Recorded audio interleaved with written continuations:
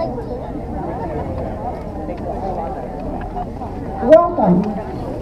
to the dedication of the Ohio Historical Marker at the King Mansion. Will you please stand for the invocation, followed by the presentation of colors and the Pledge of Allegiance.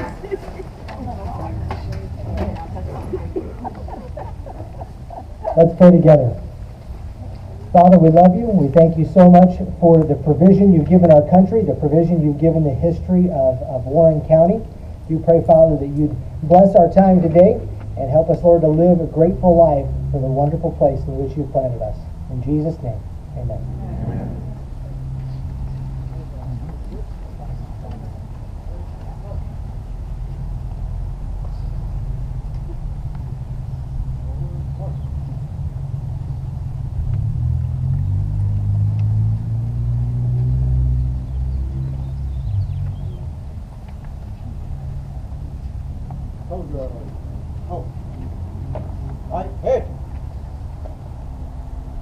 Present her. I pledge allegiance to the flag of the United States of America and to the republic for which it stands, one nation, under God, indivisible, with liberty and justice for all. Forward, her. Hey. Forward.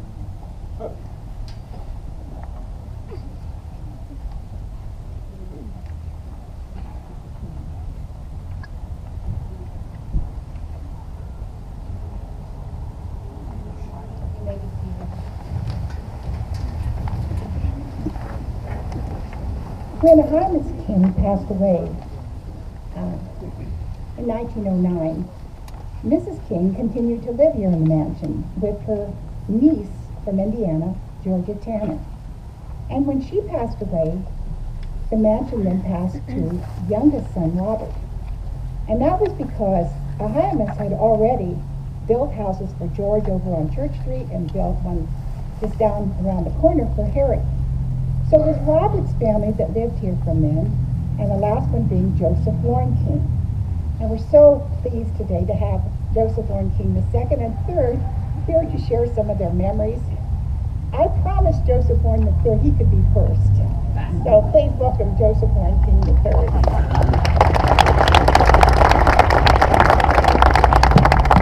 Thank you, Dr. Dinsmore. A little bit of an emotional day for me to see so many people that my father has grown up with and friends in the Kings Mills area literally for generations. I'm a 54-year-old guy, so I'll put this in the storyline of what has been hundreds of years of great family history.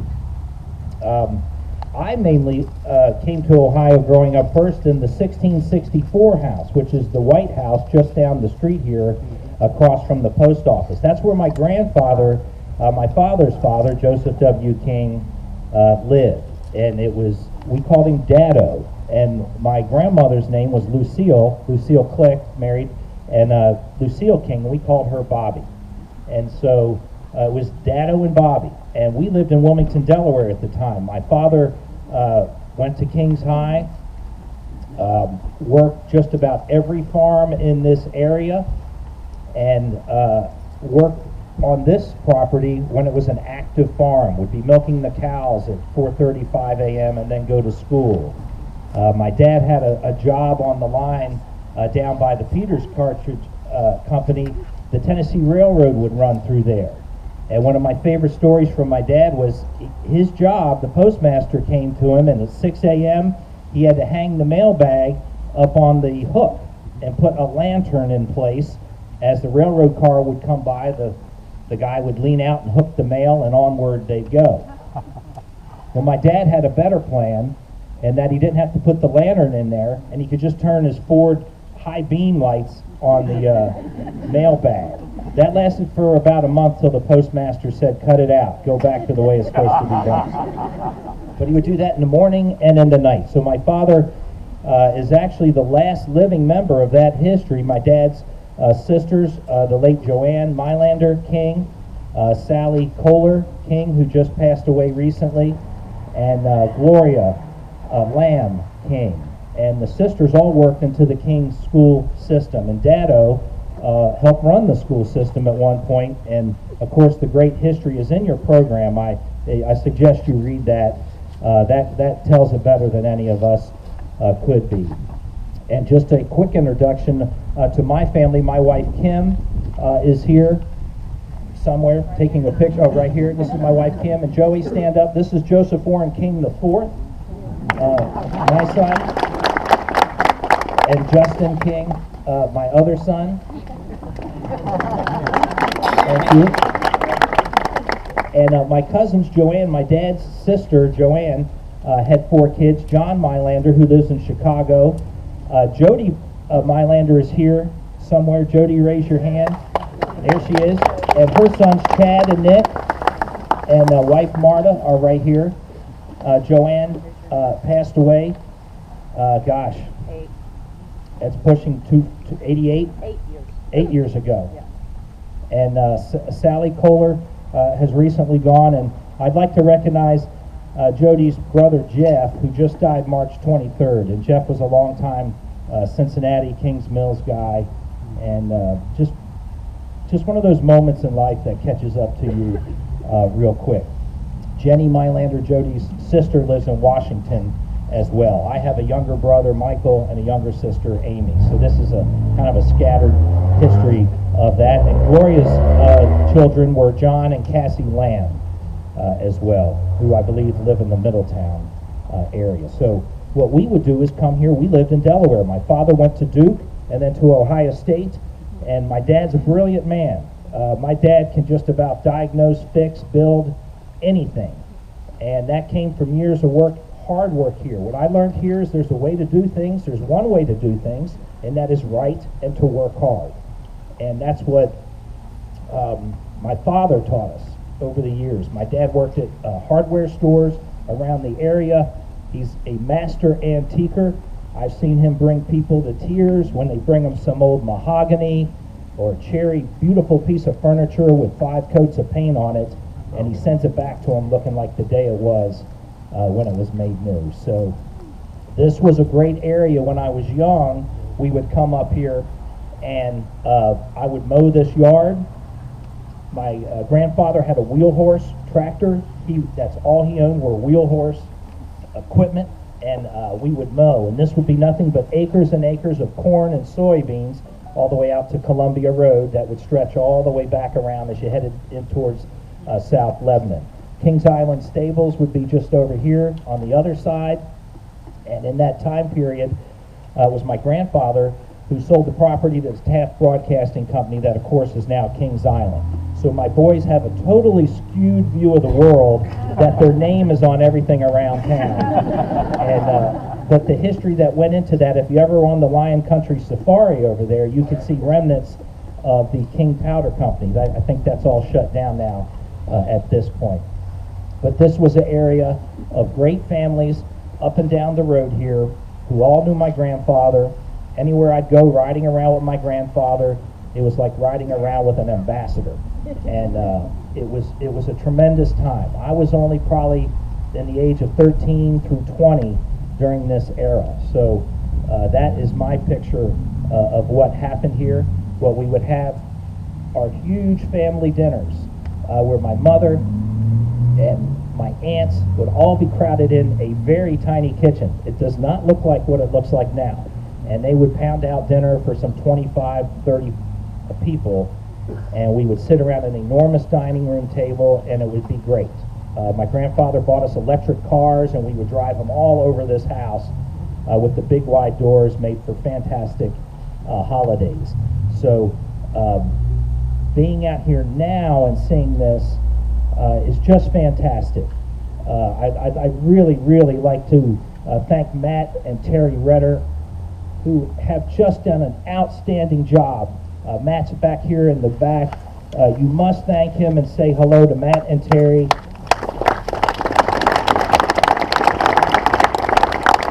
We, as a family, we just could not be happier for how they have redone the house perfectly. The updates have needed to be made where they've been made. You can only take a bath in an old bathtub for so long. So, but all the other rooms are perfect. They have done an outstanding job, and Terry's sister Christy has done so much. Paul Vernon is here today, who does a lot of work, and I'll leave people out just that I've met walking around.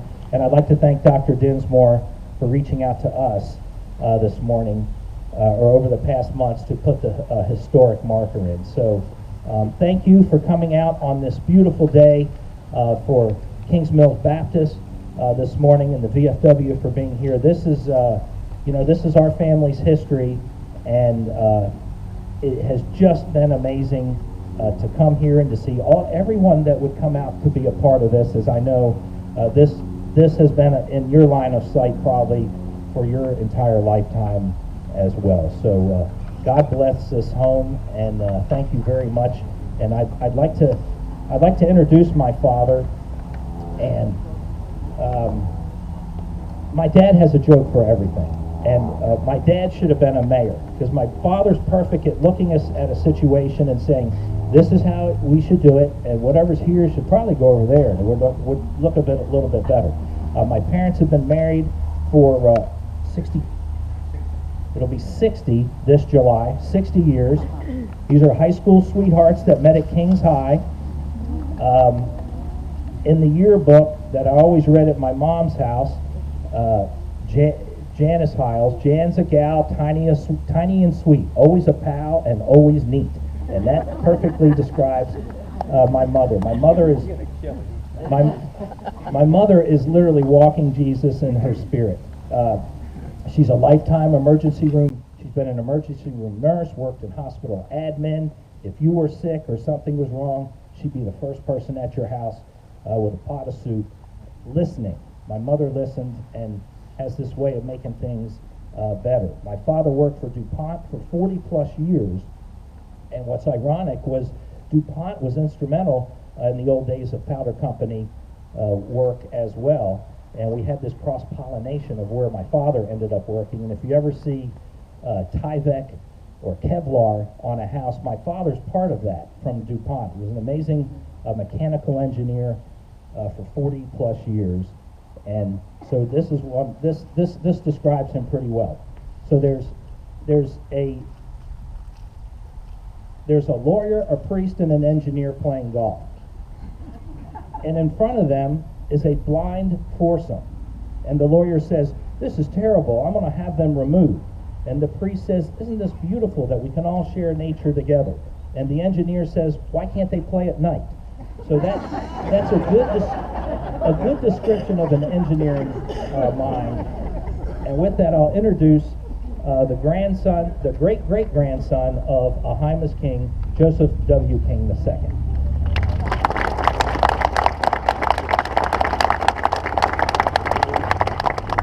You stole all my stuff. I have to say that I feel embarrassed following Joe. Joe is very eloquent, and it's been his life, his business, radio, TV, and all those kind of things. So he's very well at public speaking. I'm an engineer, and we're lucky if we can say anything in public, so that's how that goes. But I would like to thank you all for coming. And as I said, my name is Joseph. They call me Joe for the last 30 years. People out in town that went to school with me or friends know me as Warren or Bo. You can call me any one of those and I'll respond to it. But most of my family knows me as Bo, and most of the people I work with DuPont know me as Joe. One of the things I would say about the DuPont story is I had an uncle lived across the street who was not averse to drinking a little more than he should. When Remington Arms bought Peters Cartridge Company, they sent a guy here to close down Peters Cartridge Company, little red-headed guy. And he did that and offered jobs to some people who in Bridgeport and in New York and those places. Well, I graduated from college and decided I wanted to try taking a job with DuPont, and I did, and I went out there and interviewed. This is the guy I interviewed. Completely accidental. He said, King, is your dad named High King? I said, no, that's my uncle. He said, boy, he could put them away. I said, well, there's so much for the DuPont job, you know. But it worked out okay. Joe's already introduced pretty much who's here with us from our family. I would like to say hi to Joan Mag, who's here, and she just got back from her trip to Utah, and she's a classmate. I don't know, any other classmates here that I didn't recognize? Raise your hand if you didn't. If you didn't talk to me sooner, come up afterwards and talk. It's been great talking to a lot of people here who've been collecting a lot of things, a lot of memorabilia. I'd like to thank Dr. Dinsmore for putting this together and the 20 Mile Stand group, and also thank the Revers for hosting it and going to all this trouble for all of us. And as Joe had mentioned, they're doing a marvelous job of restoring it, and it was headed downhill, and they have saved that from a pile of rock. You probably know some of the Allens.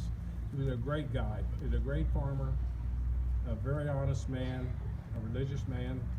He was just someone who shaped my life at a very young age, and I have always respected that. And as you get to my age and think about that, you reflect on people who influenced you in your life, both good and bad.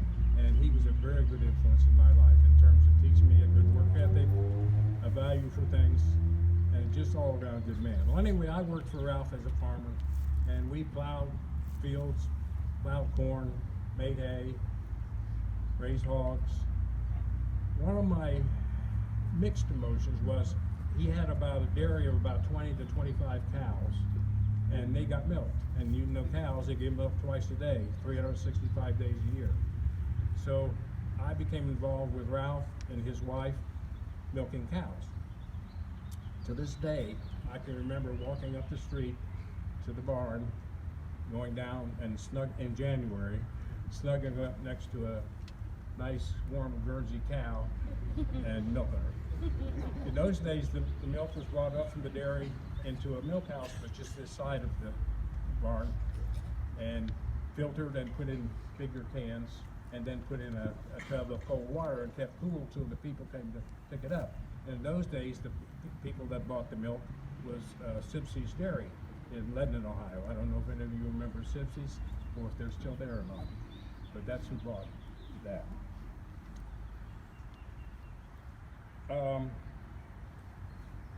As the farm existed in the early days, it was about 180 acres, about half of which was woods and half of which was farmable land. I thought I'd start out by describing how it used to be in 1950, as I remember it, okay, and it's changed a little bit. But back on the east side of the farm here was a tall building, a 3-story building we called the Tower House. It's no longer there. And in the top of that was a big tank. Out beside the Tower House was a windmill.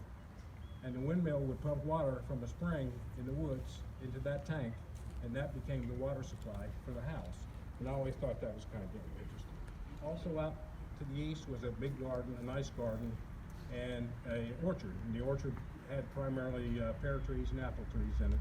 And that's all kind of gone away, but it's not there anymore. Further to the east, just across the road from the little white house here, was a tennis court that he had built. And evidently they played tennis at a very young age on a tennis court, a clay tennis court that way. And you could still see how it's flattened out for a tennis court in that area. On the west side of the house was a greenhouse, a glass greenhouse that's no longer there, a big greenhouse. And they raised their vegetables in there and then transplanted them to the garden, and they raised flowers in there. And kids in town had great fun throwing rocks at a glass greenhouse. So it didn't last forever.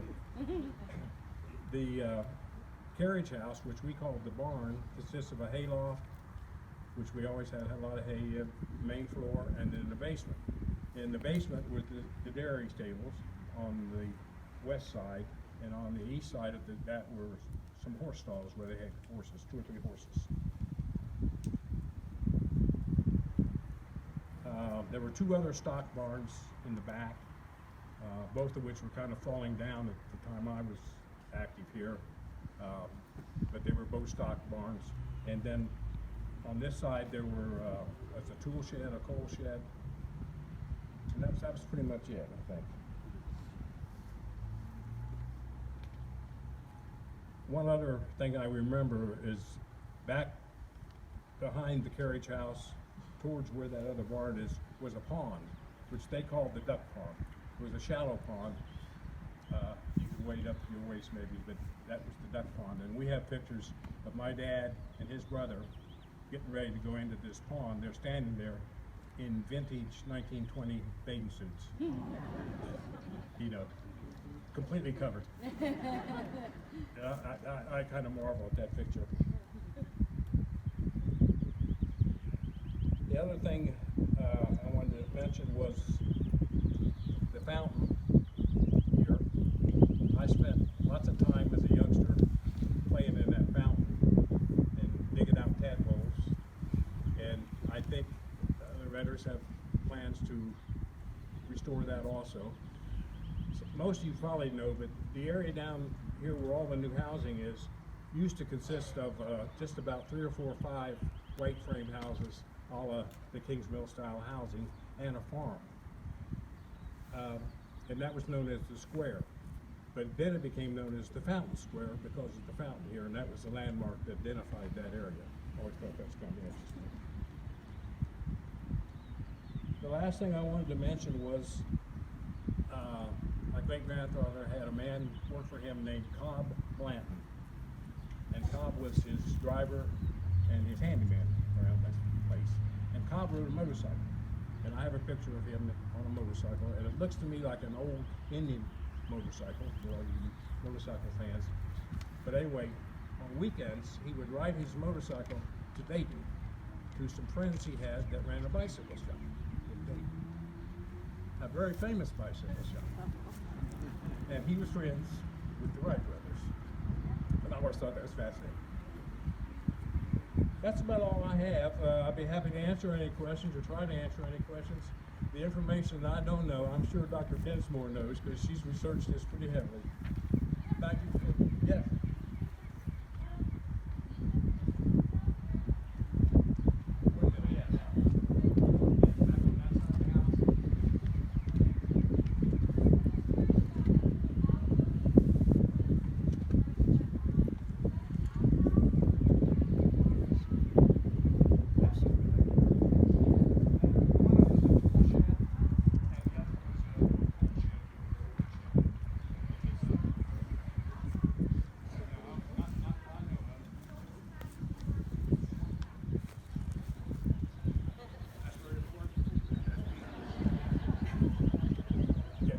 Yes.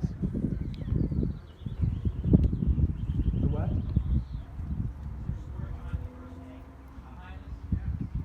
Not I don't know it. No. Do you know Dr. Dismore?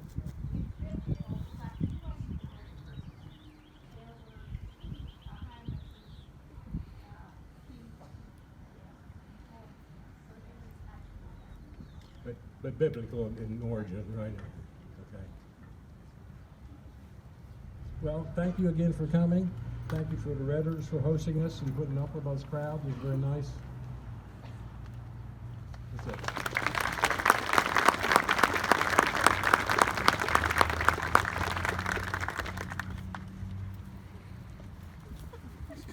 Thank you so much for coming up and sharing the memories.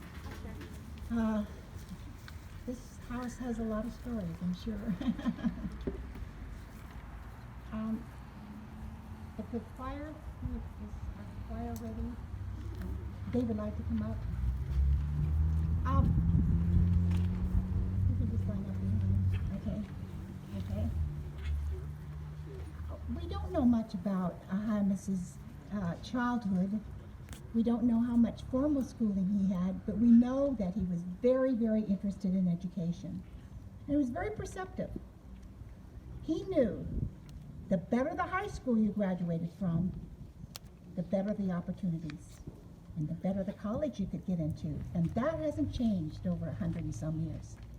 And he was willing to make a great sacrifice and build a school here for his town that had higher standards. That meant hiring college graduates, which was unknown at the time. There was a little school down here, Mound School, where that fire station is. But we owe him a lot. And I think what better way to do that is a tribute from students from the high school that he was so proud of.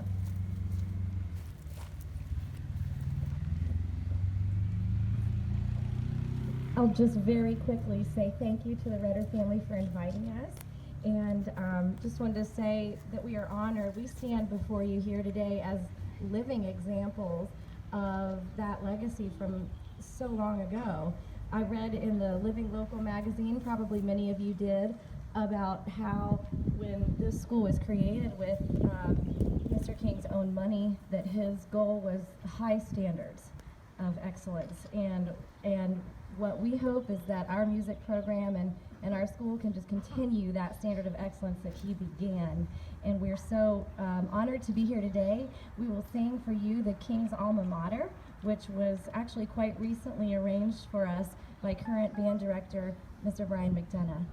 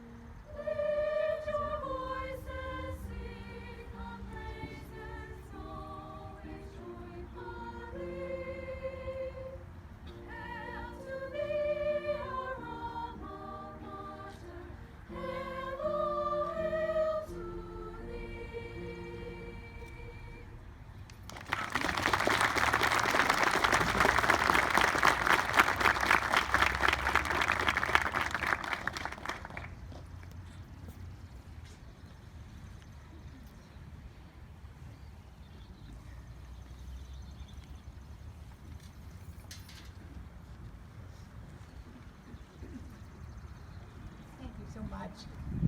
I know that if Bahamas was here, he would really be proud. Andy Gerhoff is here from Ohio History Connection to help unveil the marker, and he'd like to say a few things.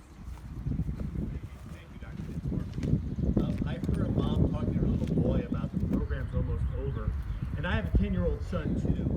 He might be asking the same question, and then his daddy gets up and speaks, and it's like, oh no. Oh no. So I will keep it brief, and thank you, Dr. Dinsmore and everyone. Thank you for having me here today. I just want to offer congratulations on behalf of the Ohio History Connection for erecting this marker. The marker program is one of our oldest programs. It's been around since 1957, and in that time we worked with local communities all over the state of Ohio to erect some 1,600 markers in the state. So we're very proud of the program. And we're very proud to say, I think that's number 4 that we've worked on with you, Dr. Dinsmore. So thank you for your support of the program locally.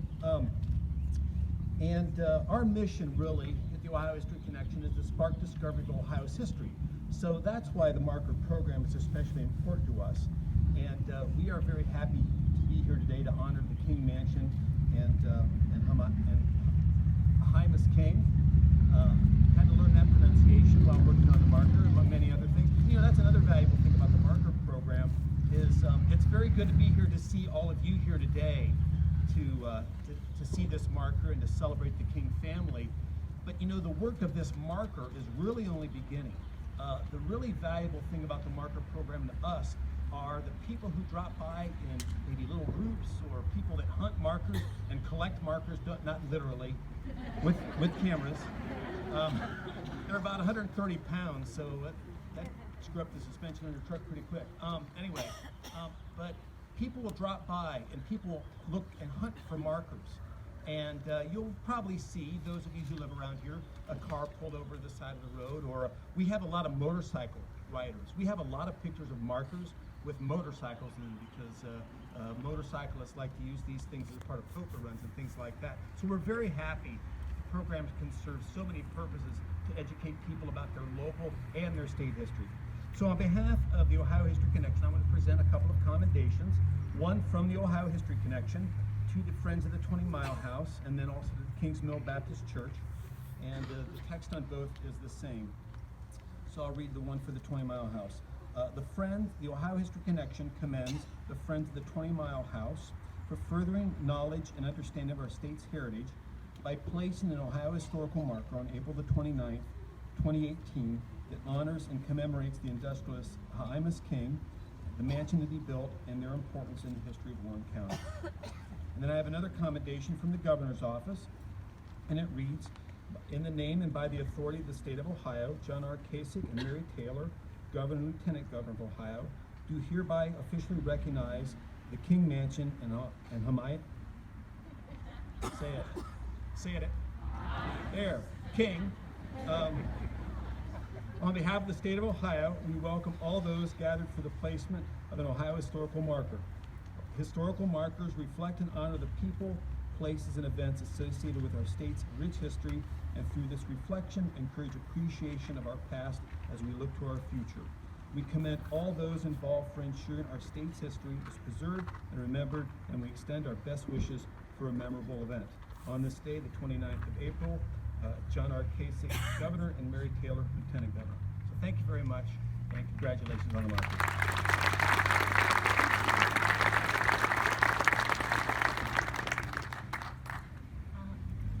We have the president of the Deerfield Township Trustees would like to say a few words about.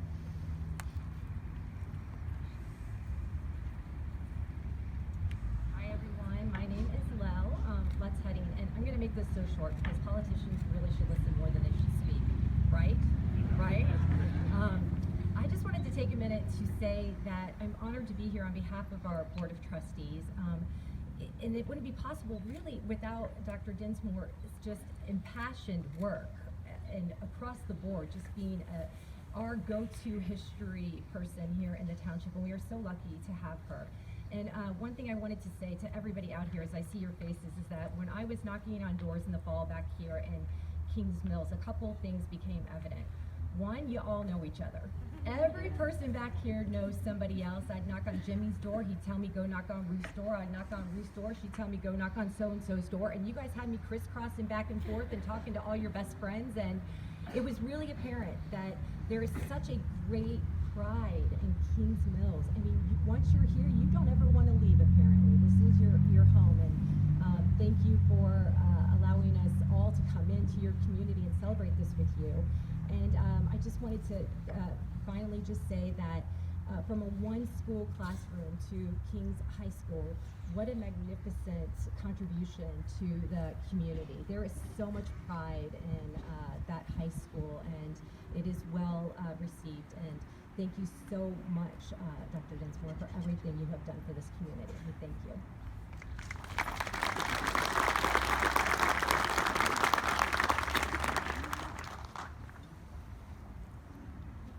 Down to unveil the marker.